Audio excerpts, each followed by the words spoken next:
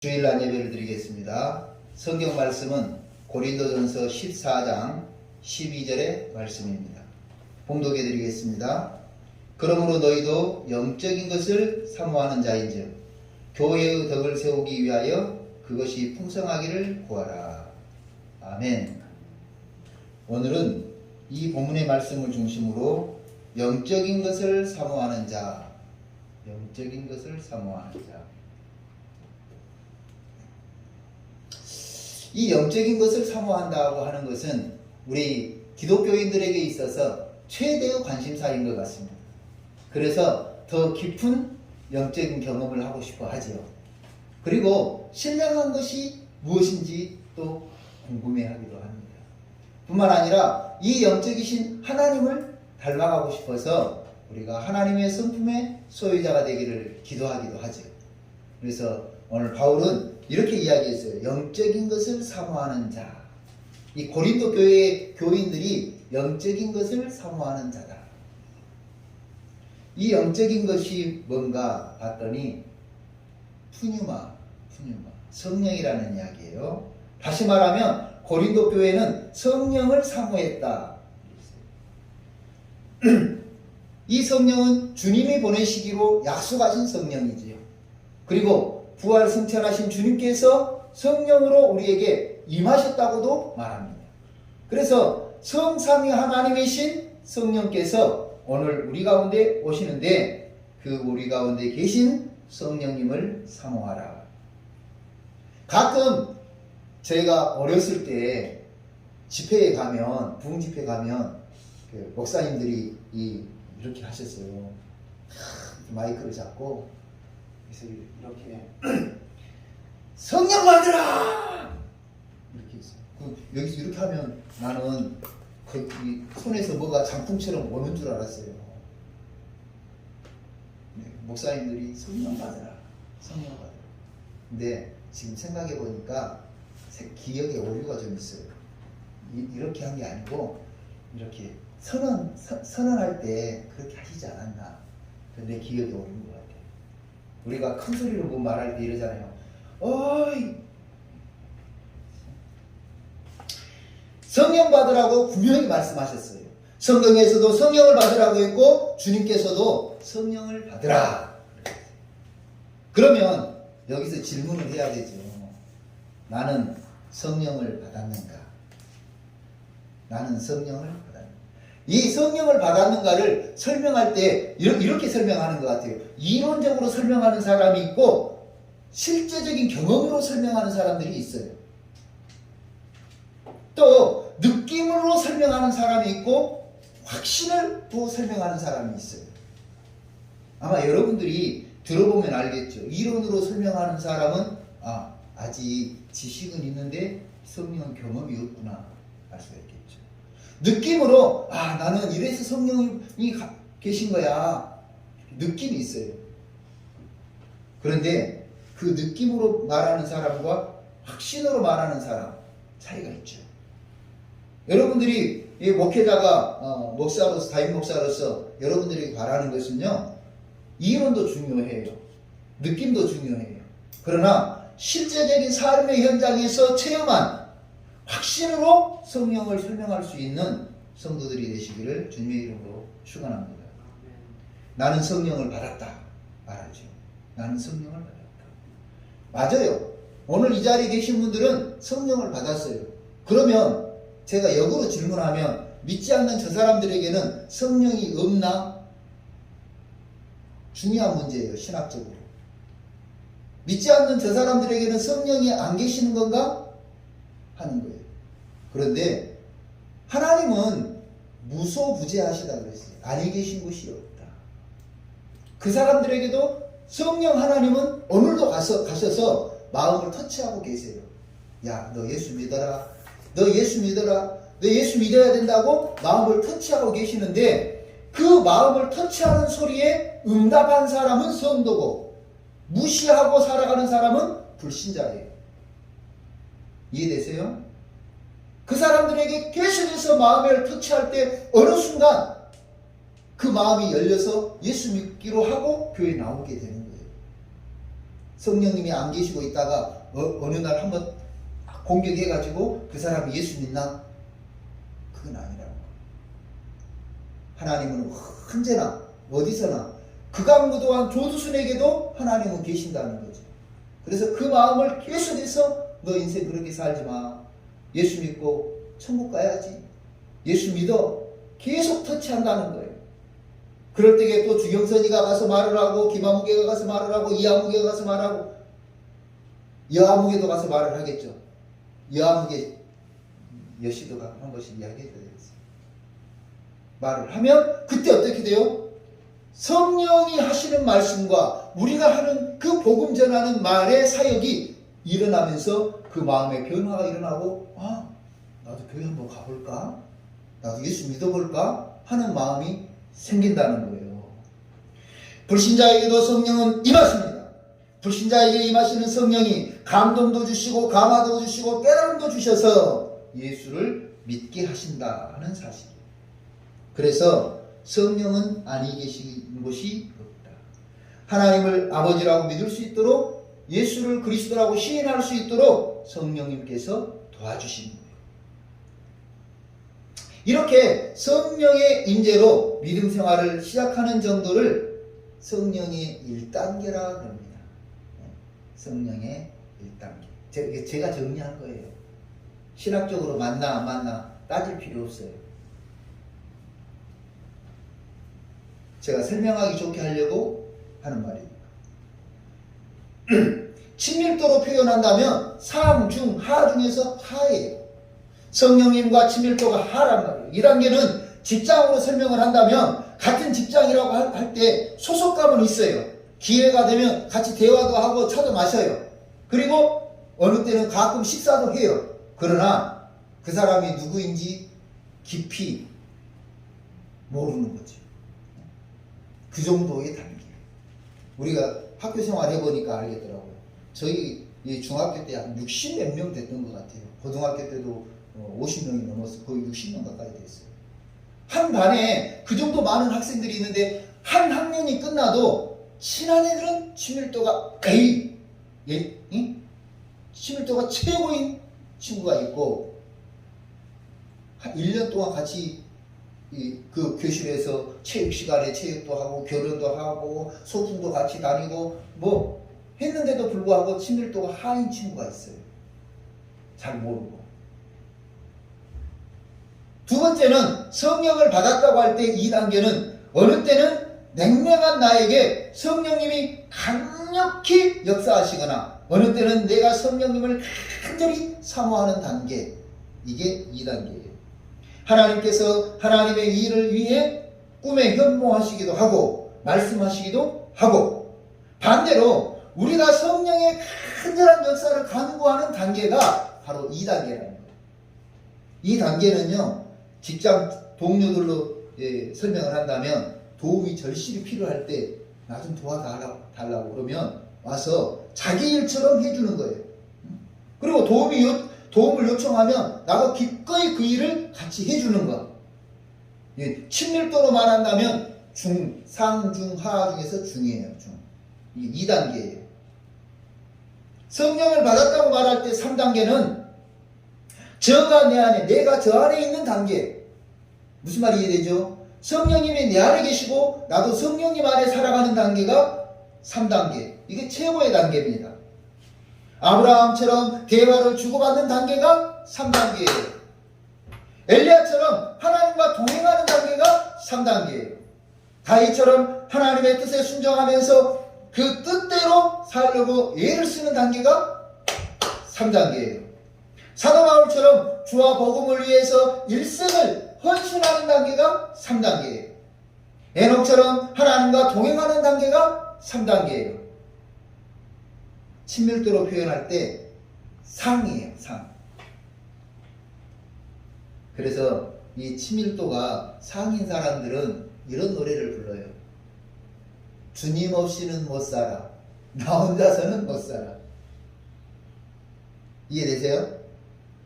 주님 없이는 못 살고 나 혼자서는 못 사는 단계가 3단계. 지금 죽어도 여한이 없다고 말하는 단계가 3단계. 예수님이 좋아서 그냥 예수님이 좋아요. 예수님이 좋아요. 죽고 못 사는 단계가 3단계예요. 제가 제 자신을 한번 설교 준비하면서 돌아봤습니다. 그랬더니 내가 내 자신을 관찰해 볼 때 저는 가끔 3단계인 것을 가끔 항상 언제나 3단계가 아니고 가끔 3단계이고 보통 2단계를 살고 있더라는 거예요. 여러분은 몇 단계를 살고 계세요? 여러분은 하나님과 성령님과 친밀도가 상, 중, 하 중에서 어디에 있습니까? 저는 중 정도 되는 것 같아요. 상이라고 말하면서 중이나 하로 믿음 생활하고 있지는 않은지, 중 정도는 된다고 말하면서 하에 머물러 있지는 않은지 한번 돌아봐야 되겠죠. 오늘 본문 12절의 말씀에 이렇게 이야기하셨어요. 영적인 것을 사모하는. 이 사모하다는 말은요, 젤로테스예요. 젤로테스. 무슨 말이냐면 열광한다. 열심을 가지고 있다. 그러니까 성령님에게 열광을 해야 돼. 손흥민에게 열광하는 지난번 축구팬들 보셨습니까? 응? 손흥민에게 열광하는 거 보셨어요? 기가 막혀요. 제가 틱톡을 봤는데 손흥민 선수가 교체돼서 벤치에 들어왔어요. 그런데 아마 한 10살 정도나 그 이하가 되는 것 같아요. 아주 작은 아이가 공을 가지고 와서 손흥민 선수 뒤에서 사인해달라고 말하는데 관중 소리가 너무 큰 거예요. 그러니까 이제 손흥민 선수가 못 듣고 이렇게 앉아 있었어요. 앉아서 물도 마시고 이렇게 하고 있어요. 그런데 누가 옆에서 코치를 줬어요. 손흥민 선수에게 뒤에 소년이 아이가 사인을 받고 싶어 한다. 그러니까 손흥민 선수가 돌아서서 웃으면서 거기에다 사인을 해줬어요. 그러니까 그 아이가 웃었어요. 더 기가 막힌 장면. 손흥민 선수가 그날 입었던 자기 티셔츠를 벗어서 그 아이에게 준 거예요. 그 아이가 막 좋아가지고 막 뛰는 거 있죠. 그 열광하는 모습. 바로 그런 모습이에요. 성령이 오늘 우리에게 임하실 때 열광해야 된다니까요. 성령님이여 내게 오시옵소서. 손흥민이 티셔츠 하나만 받아도 그 열광하면서 그 기쁨과 그 감격을, 그 환희를 누리는데, 오늘 성령님께서 우리에게 오실 때 우리도 열광해야죠. 성령이여 나에게 임하신 것을 감사합니다. 그런데 뭐라고 했냐면 이렇게 얘기했어요. 열심으로 열광하라. 열심으로 열광하라. 성령님이 우리에게 임하시기를 열심으로 열렬히 뜨겁게 간절한 마음으로 사모하라 하는 말이지요. 내가 성령을 받았다, 성령님과 친밀도가 있다는 것을 뭘로 알 수 있습니까? 내가 성령을 받았다, 나는 성령님이 내 인생을 주장하신다고 하는 것을 뭘로 알 수 있습니까? 그것을 비유로 고민하다가 제가 생각한 것은 이거예요. 성령을 받았다, 성령님과 친밀도가 있다는 것은 대화가 달라지더라고요. 대화가 뭡니까? 기도입니다. 성령님을 받았다, 내가 성령을 받았다는 것은요, 대화가 달라져요. 비근한 예로 이번에 기도문에도 나왔습니다만은 기가 막히죠. 기도하는 중에 하나님, 이게 제 개인적인 신앙입니다. 구영모 씨하고 정명근 씨하고 누가 시장이 될 것인가, 화성 시장이 될 것인가 가지고 내가 목사님들에게 늘 하는 말이에요. 목사가 기도 좀 하고 하라니까. 정명근 씨가 될 거라고 생각해서 정명근 씨에게 줄을 섰어요. 사람들이. 그러더니 구영모 씨가 이제 전국적으로 국민의힘에 앞서니까 구영모 씨에게 다 가버렸어요. 그래 이제 저하고 한 두세 명밖에, 서너 명밖에 안 남은 거예요. 왜 주목사 안 오는 거야? 이쪽 캠프로 오라니까. 아니요. 나 기도해보고 여기 있는 건데요. 아이 사람아, 우리도 기도해. 기도했다는 거예요, 자기들도. 그래 내가 물어봤어요. 구영모 씨가 된다든가요, 정명훈 씨가 된다든가요. 아니 하나님 그런 거 대답한단가?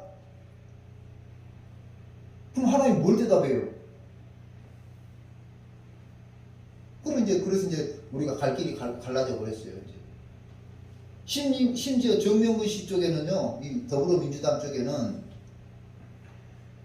이제 자원봉사자가 안 와.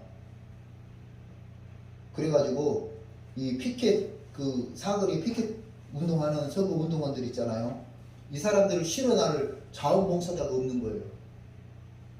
그래서 저한테까지 부탁을 했어요. 제가 그거 한 거 아니에요. 사람들이 놀렸어요. 저를 조롱했어요. 바보 같으니까.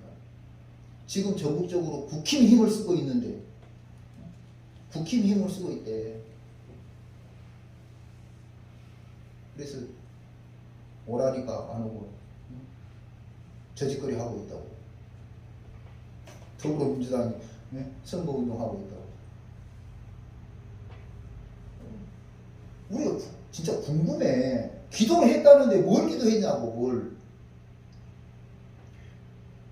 대화가 달라요. 친밀도가 낮은 사람들끼리 하고, 친밀도가 중인 사람하고, 친밀도가 아주 최상인 사람하고는 대화가 다르지요. 그죠? 기가 막혀요. 친밀도가 상인 사람들은요, 눈으로 말해도 다 알아듣더라고요. 오늘 우리 이 성령을 받았다고 하는 것은 하나님과 대화가 다르다는 거죠. 오늘날 인간관계도 신앙도 가정문제로 모든 대화의 빈곤이 아니라 바르지 못한 대화가 문제인 거예요. 바르지 못한 대화. 오늘 이 주보에 제가 글을 좀 써서 옮겨놨는데요.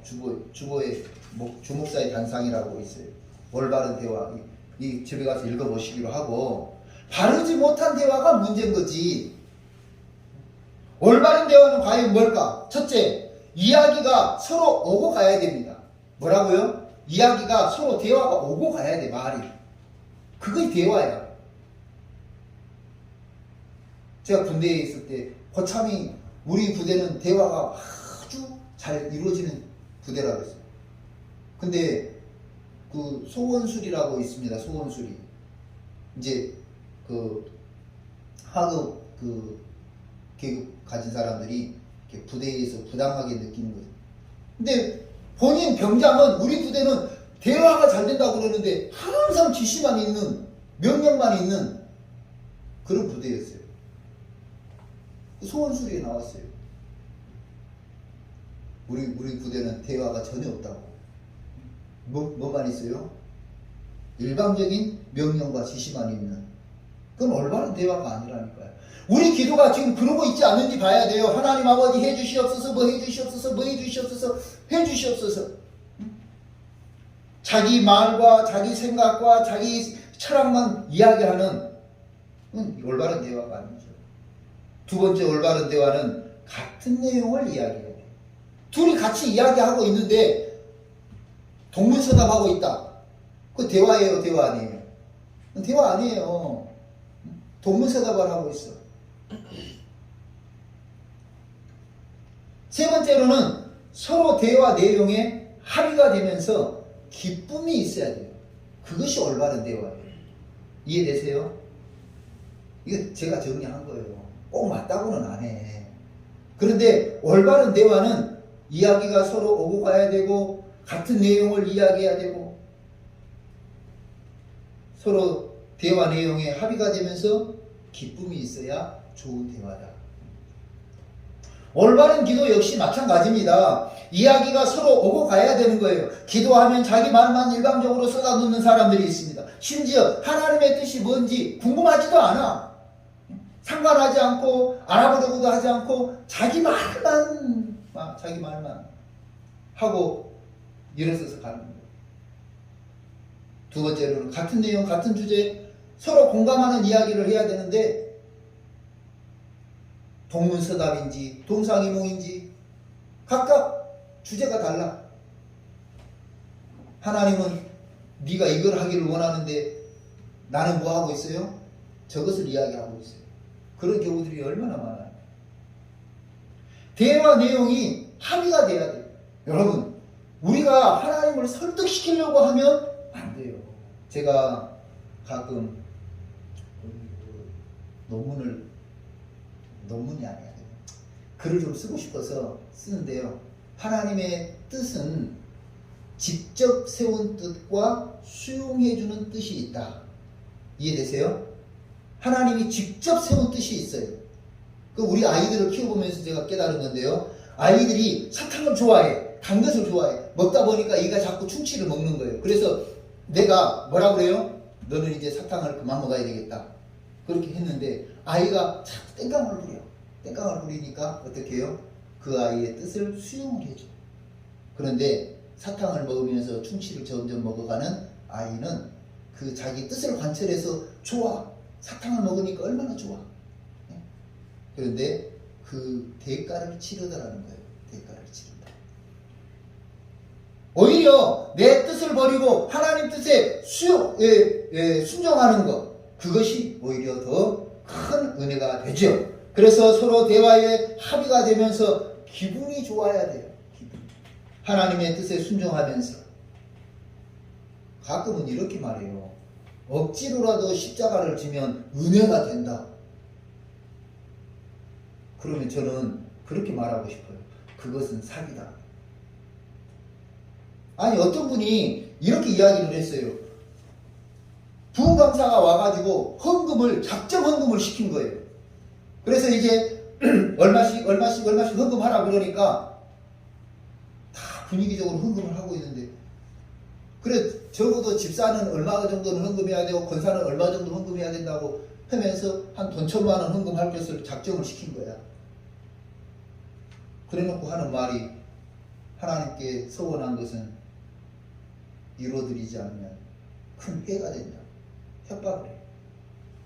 그게 아니라니까. 하나님이 이 사람이 100만 원을 헌금했는데 10,000원만 받고 싶어 하는 분도 있어요. 이 사람은 10만 원을 했는데 너는 왜 10만 원 하냐? 넌 100만 원 해야지. 그런 사람도 있어요. 하나님께서 마음에 은혜를 주신 대로 하라니까요. 그래, 헌금에 대해서 자유함을 가지고 하세요. 우리 능동교회가 가난한 교회가 아니라니까요. 자유함을 가지고 하세요. 내가 해서 기분이 좋고 기쁘고 그냥 막 그럴 때게 하시라니까. 의무적으로 하는 거 하나님 기뻐하지 않으세요. 이스라엘 백성들이 하나님 앞에 제사를 지냈습니다. 열심히 제사를 지냈습니다. 절기마다 양을 잡아서 제사를 지냈는데요. 그때 하나님 하시는 말씀이, 내가 언제 그런 거 원했냐. 내가 언제 그런 거 원했냐. 너희가 드리는 그 양 태워서 번제로 드리는 그 기름 냄새 때문에 내가 역겨워 죽을 지경이야. 그게 뭐야? 바로 하나님께서 오늘 우리에게 주시는 은혜대로 하는 것이 중요해요. 그러므로 우리가 성령을 사모하는 것이 중요합니다. 성령께서 오늘 우리 마음속에 주시는 말씀을 듣는 것이 중요합니다. 그러면 이런 질문을 할 수도 있겠죠. 하나님께서 내 마음에 감동을 줄 때만 예배드려야지? 그거는 아니야. 하나님은 오늘도 신령과 진정으로 예배하는 자를 찾으신다 그랬어. 그렇기 때문에 오늘 또 예배를 드리는 것은, 그것은 정당한 거예요. 아, 성령이 내 마음에 감동을 주면 해야지. 그게 아니라니까. 그거하고는 또 달라. 오늘 저와 여러분이 성령으로 열광하는, 성령으로 뜨거워지는 그런 성도들이 되시기를 주님의 이름으로 기원합니다. 지금 시대에 성령에 열광하면 이상하게 바라보기는 해요. 왜 이런 시대가 됐을까? 6.25 전쟁 이후에 한국교회는 성령 운동을 하면서 부흥했습니다. 성령 운동을 통해서 기적이 나타나고 이적이 나타나고 하나님의 권능을 경험하면서 살아계신 하나님을 간증했습니다. 제가 여기 전에 목회하시던 목사님이 이제 그런 이야기를 하셨어요. 본인이 여의도 순복음교회 이제 안수 집사셨대요. 그래가지고 여의도 순복음교회 이야기를 하나 해주는데, 조영기 목사님이 그랬다는 거예요. 내 입을 크게 열라, 하나님이 아구까지 채운다. 마음의 소원을 크게 가지라는 이야기였어요. 설교를 하니까 오늘 하루 벌어서 먹고 사는 미쟁이 아시죠? 벽에 이렇게 그 시멘트 발라서 이쁘게 하고 하시는 미쟁이 하는 집사님이 오늘 일을 안 하면 그 식구가 먹을 것이 없는, 한마디로 그렇게 가난한 그 집사님이 이제 구역 예배에서 그랬다는 거예요. 다 자기 소원을 이야기하니까 나는 무슨 소원 다 했는데, 그 집사님은 나는 하나님께서 강남에 아파트 한 채만 주기를 기도합니다. 그러니까 전부 다 웃었다는 거예요. 당신도 웃었대요. 그리고 이제 이 집사님이 어느 날 이제 은혜를 받고 목사가 됐어요. 목회를 떠나 하시고 세월이 지나서 그 교회에 가서 그 옛날 구역 식구들을 만나가지고 물어봤다는 거예요. 그 집사님은 어떻게 됐어? 그랬더니 그 집사님 강남에 아파트가 2채야. 아파트가 몇 채야? 아파트가 있고 어디 아파트가 있고 그렇다는 거예요. 왜? 아니 그날 오늘 일을 안 하면 일당을 받아와서 쌀을 사고 양식을 사서 먹을 정도밖에 안 되는 그렇게 가난한 사람이 어떻게 그렇게 부자가 됐냐? 이야기를 들어보니까 하나님께서 축복을 주시는 거예요. 축복을 주셔서 막 일거리가 넘치게 들어오는 거예요. 막 넘치게. 그래서 오늘 내가 다 일을 못해. 그러니까 내 대신에 이 사람을 좀 보냈더니 이 사람이 뭐를 줘요? 네, 수수료를 좀 주는 거예요. 나한테. 그래서 또 주고 또 주고. 그러면서 자기만 이제는 가서 일했는데 자기하고 같이 일하는 2사람 3사람 이렇게 팀을 만들더라고요. 그래서 전에는 그냥 조그만한 집 하나 공사하는 거 가서 하고 그랬는데 큰 건물도 맡아서 하게 되고 큰 공사도 맡아서 하게 되고, 그러면서 하나님께서 축복해 주셔서 강남에 집도 있고 어디에도 집도 있고 회사가 오늘 성령께서 하시는 일들이 그거죠. 성령 하나님께서 오늘 마음에 뜨겁게 하시고 열망하게 하시고, 하나님께서 내 마음에 들어오셔서 내 마음을 다 살펴보시고 내 마음의 소원을 들어주신다고 하는 그 확신이 확 오는 거죠. 그래서 어떻게 해요? 지금 당장 먹을 것 하나 없는 그 인생이 하나님 나에게 강남 아파트 하나만 주세요. 그런 말을 할 수 있다. 기가 막힌 것 아닙니까? 그 하나님께서 이 모든 마음의 뜨거운 열망을 들으시고 하나님께서 응답해 주시고, 그래서 기적이 되고 이적이 되고 하나님의 권능을 경험하는 살아계신 하나님을 간증하게 됩니다.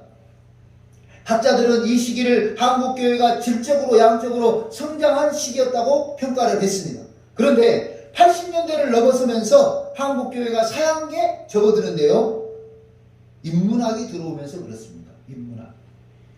벌써 인문학이 들어온 지 30년 40년이 됐습니다. 하나님의 성령의 역사보다는 지식과 경험이 중요시되는 시대가 되고 말았습니다. 하나님이 제일 주의가 아니라 사람이 중심이 되는 시대가 되고 말았습니다. 그래서 성령의 능력은 사라져버리고 성령의 능력이 성경에나 기록되어 있는 것으로 치부되어 버리는 그런 시대가 되고 말았습니다. 지금 기적을 이야기하고 이적을 이야기하고 치유를 이야기하고 방언을 이야기하고 은사를 이야기하면 색안경을 쓰고 봅니다. 요한일서 4장 1절에요. 사랑하는 자들아 영을 다 믿지 말고 오직 영들이 하나님께 속하였나 분별하라.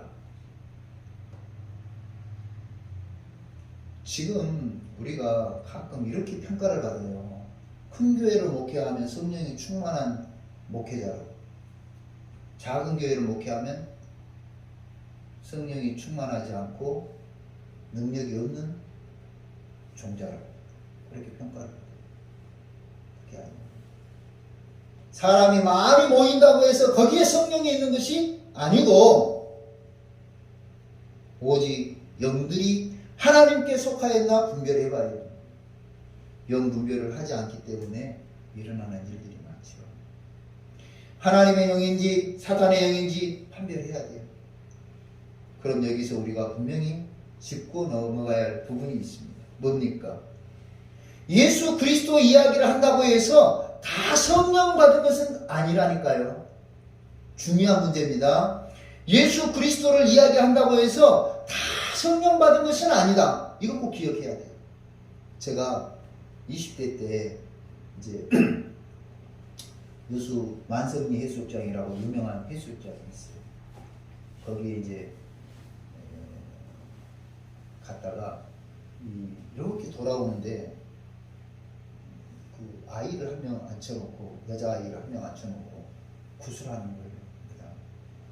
그런데 거기 이렇게 저는 또 그런 거 왜 그렇게 재밌는지 장터에 가면 장 구경하는 것도 재밌고요. 각설이 타령하면 각설이 타령도 재밌고요.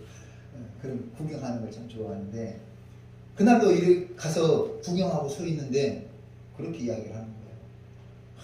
한참 이 무당이 막 뛰고 방울도 흔들고 막 하더니요. 뭐라고 이야기하냐면 여기에 큰 신을 모신 사람이 있어서 자기 장군님이 안 오신다고. 그 사람 좀 가달래. 그래서 큰 신을 모신 사람이 누군가 뚫레뚫레 쳐다보는데 나는 스스로 생각하기를 나다 그랬어요. 나다. 여러분 장군님보다 큰 신이 누구예요? 아멘. 하나님이죠. 그래 내가 안 가고 가만히 있으니까 그 사람 그 무당이 계속 뭐 이렇게 그동안 몇 사람 갔어요 또. 그렇게 하는 거야. 그러더니 제발 부탁인데 자기 장모님이 안 오니까 큰 신을 모시는 사람은 빨리 가라고 막 이제 원성을 높이더라고. 그래서 제가 나왔는데 여러분 그 무당이 큰 신을 알아봤어요. 큰 신이 누구예요? 하나님이죠. 성령님이죠. 그렇다고 해서 이 무당이 성령을 받았습니까? 아닙니다. 어떤 무당이 그랬다는 거예요. 목사님이 간증했어요. 당신은 예수 믿을 팔자요. 아니 그 사실을 알아본다고 해서 그 무당이 성령을 받은 겁니까? 아니라니까요. 귀신도 다 알아봐요. 귀신도 다 알아봐요.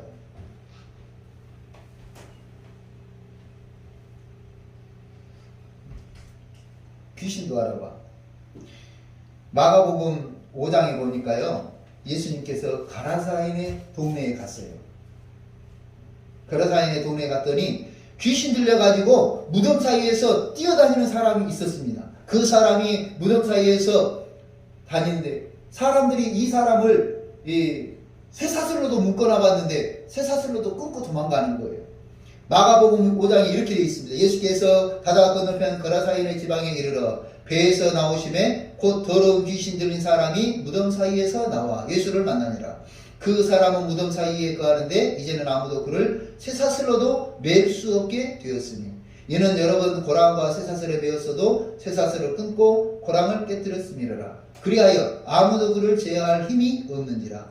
밤낮 무덤 사이에서나 산에서나 늘 소리를 지르며 돌로 자기 몸을 해치고 있었더라.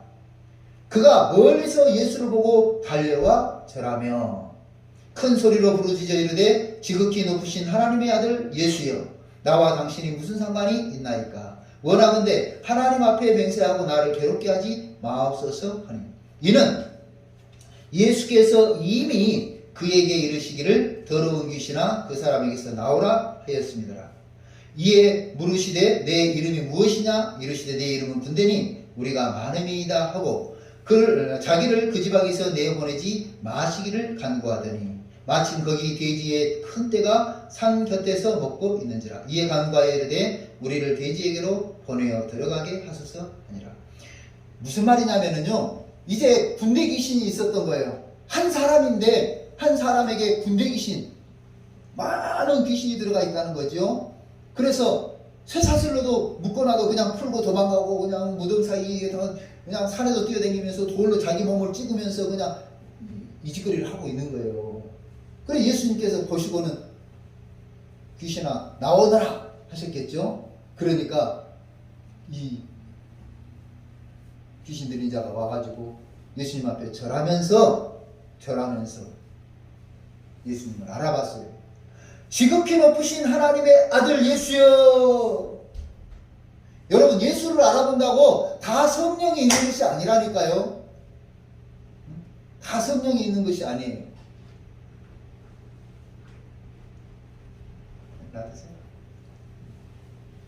오늘 우리가 이 사실을 알아야 돼요. 그래서 오늘 이 가운데에서 영을 분별하라는 말은 성령께서 그 가운데 계시는지 안 계시는지 좀 분별을 해보자는 거예요. 대화가 달라져야죠. 국힘이 올라가니까 거봐, 그날 저녁에 제가 알바를 했어요. 알바하고 있는데 목사님 전화 왔어요. 거봐 주목사, 구현모가 된다 그랬잖아. 그래요?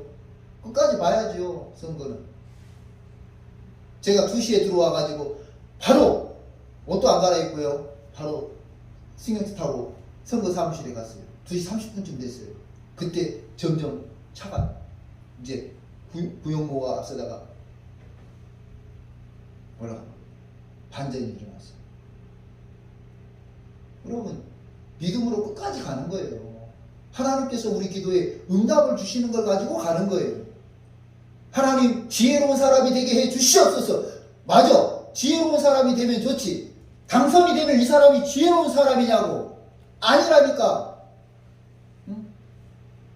하나님 정의롭고 올바른 사람이 대통령이 되게 해 주시옵소서. 기도를 했는데 내가 보니까 한 사람도 대통령들이 지혜롭고 정의로운 사람이 한 사람도 없어. 지금도 마찬가지인 것 같아. 지금요 검찰공화국이에요. 이제는 비서실장도 모두 전부 다 검사 출신이야. 검사만 똑똑한 놈이냐고. 정부가 그렇게 흘러가고 있어요. 성령이 충만하다는 것은 뭘까요? 성령이 충만하다는 것은 대화가 달라지는 것입니다. 우선순위가 달라지는 것입니다. 베드로처럼 살아보겠다는 생각으로 지하 카타콤에 숨어 들어갔지만 예루살렘을 버리고 도망가려고도 했지만 그러나 성령이 임하심으로 죽기를 각오하고 사거리에 나가서 주 예수를 믿으라. 너희가 죽인 그가 예수 메시아다 전하는 삶을 살게 되죠. 인생의 우선순위가 달라져요.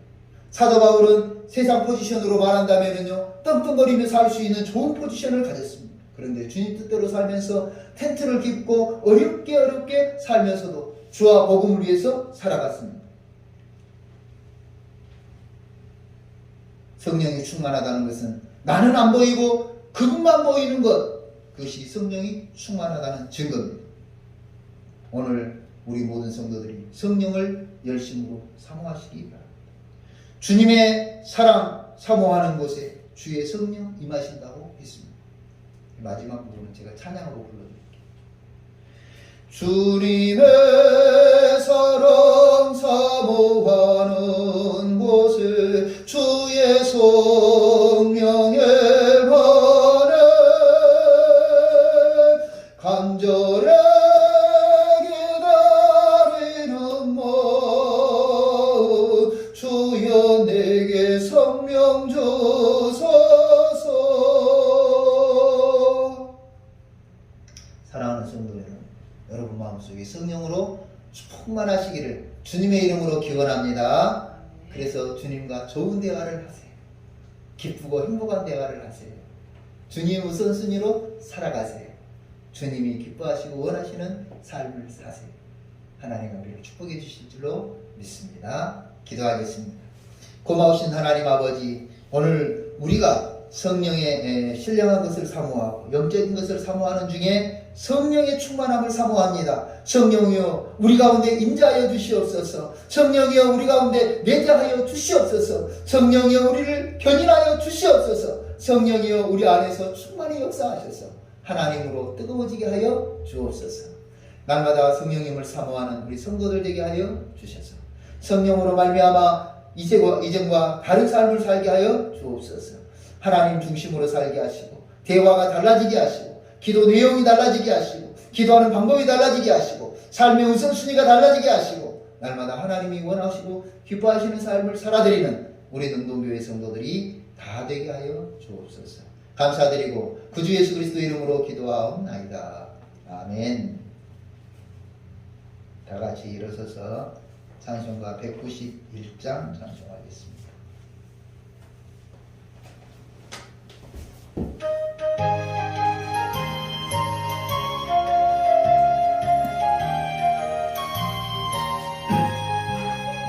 내가 매일 기쁘게 설레게 행하면 주의 팔이 나를 안도하니요. 내가 주의 큰 복을 받는 참된 비결은 주의 영이 함께함이라. 성령의 계시네 할렐루야 함께하세네. 좁은 길을 걸으며 만나 기뻐하는 것 주의 영이 함께함이라. 전에 죄에 빠져서 평안함이 없을 때 예수 십자가의 공로 힘입어 그 발 아래 엎드려 참된 평화 얻음은 주의 영이 함께함이라. 성령의 계시네 할렐루야 함께하세네. 좋은 길을 걸으며 만나 기뻐하는 것 주의 영이 함께함이라. 나와 동행하시고 모든 염려하시니 나는 숲의 새와 같이 기쁘다. 내가 기쁜 마음으로 주의 뜻을 행함은 주의 영이 함께함이라. 성령의 계시네 할렐루야 함께하세네. 좁은 길을 걸으며 만나 기뻐하는 것 주의 영이 함께함이라.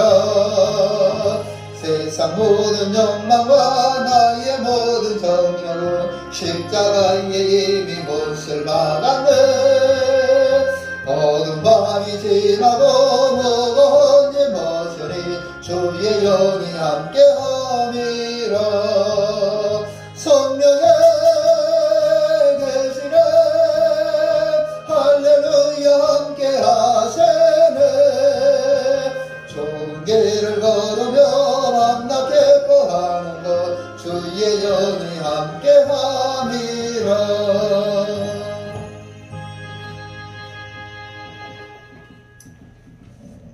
주경선 목사 11조 예물 드렸습니다. 주원재 11조 예물 드렸습니다.